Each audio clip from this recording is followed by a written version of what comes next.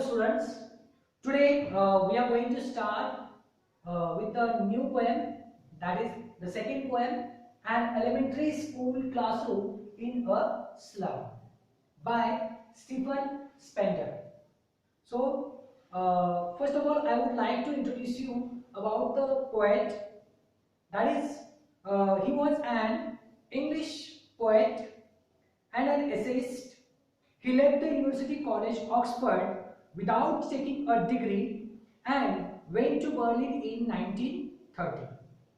Spender took a keen interest, means he was very much interested in politics and declared himself to be a socialist. Books by Spender include the poems of dedication, the age of being, etc. And an autobiography, that is World Within World. In an elementary school classroom in a slum, that which is prescribed us for the study, in this poem he has concentrated on the themes of social injustice and class inequalities. So this is the theme of our poem, and in this he highlighted what type of social injustices happen with a particular community and what type of class discrimination it is there in the society. So this is what he has concentrated on it. So now through the poem we will get it clear that what he has described in it.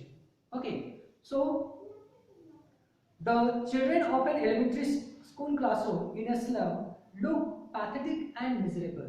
So they are living in a very sad condition, miserable condition.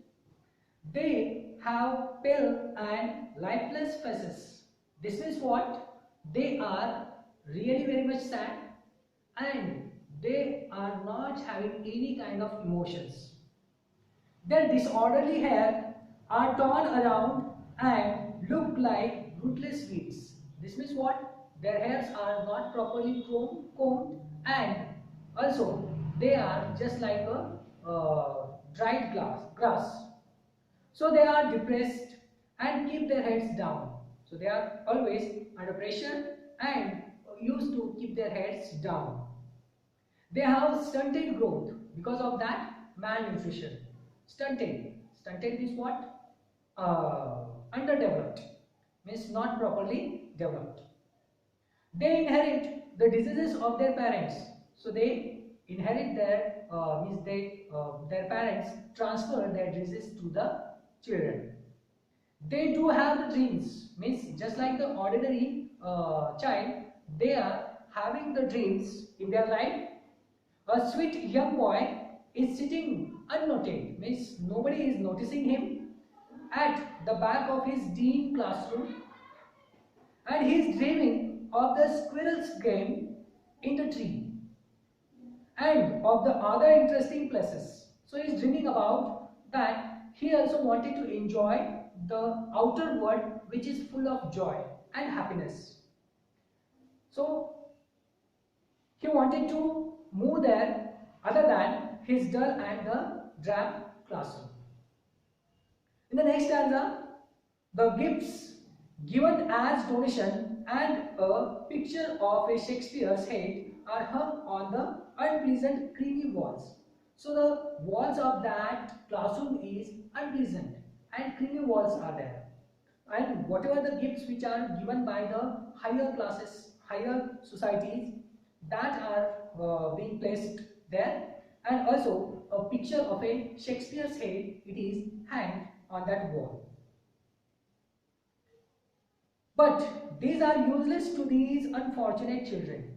They are not having any kind of value about the Shakespeare or something like that, because they are living in a very pathetic condition. In the early morning, the sky is cloudless. Domes of the institutions of the civilized world shine in every city. So now it is expressed about the what type of cities are there. The cities with a dome means what? Circular shaped roofs are there, and that are the civilized world. A city world it is there, and shining, that is in every city. So are they in the Tyrol Valley? Tyrol Valley is a place of the from the Austria. A music of bells and fragrance of flowers prevailed there. So everywhere you can hear the music of bells and you can smell the fragrance of flower which is spread all over. The map of this world is made and reshaped by the people in power. So those whoever are in power, they already mapped their areas and again they reshaped it. Means what? With the help of that power, they increase their areas. But for these children of a school in the slum, that word is meaningless. Means they are not having any kind of what we can say that they are not getting connected with this world. They are completely separate or unnoticed by this world. Their own windows are dirty, so they cannot see clearly outside world because their windows are very dirty. Unpleasant surrounding from their world. Their world means whatever the place in which they are residing, that is covered by the unpleasant surrounding. The fog of uncertainty dominates their future, means their future is completely blind. They are not knowing what type of future they are having in their life. They are doomed to live in narrow streets closed in by the bluish grey sky, and their world is far away from the rivers, caves and stars. Means what? Whatever basic facilities that are also not provided to them by the government. Shakespeare holds no interest for them. Who was the Shakespeare? They are not having any kind of interest to get know.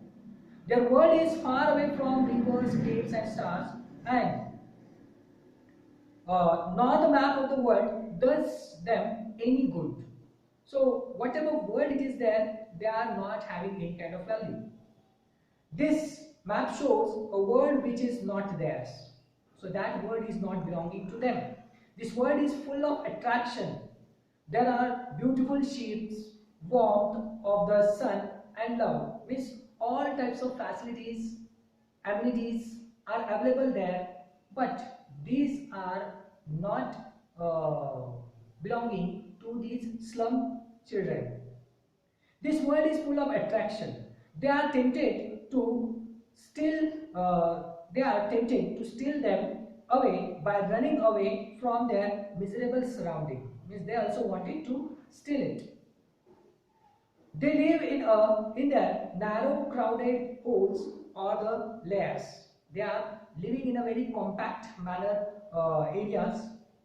On the hip of the west, these small children wander with their bones peeping out of their skin. As I have already told that these are the malnutrition children, and so they are not fully grown. Their bones are peeping out of their skins, wearing the spectacles of steel with mended glasses, and they look like just a piece of broken bottles on stories. So they are nothing any value. All their time and space is spent in these dirty and foggy slums, and these slums are nothing less than living hells. So whatever the condition in they are living, that conditions are just looking like a hells for them. Actually, they are a blot on their civilized world. A blot. Blot means what? That spot, we can say a black spot or dhabba. Okay. So they are just like a blot on their civilized world. Means whatever that higher societies are living. The world of rich and the great. The map of the civilized world and the slums of these unfortunate children are two entirely different worlds. So these worlds are completely different from each other. That slum with the unfortunate children and the civilized world which is having full of facilities. then governors, inspectors, visitors and other important persons. It is their responsibility only to bridge these gaps.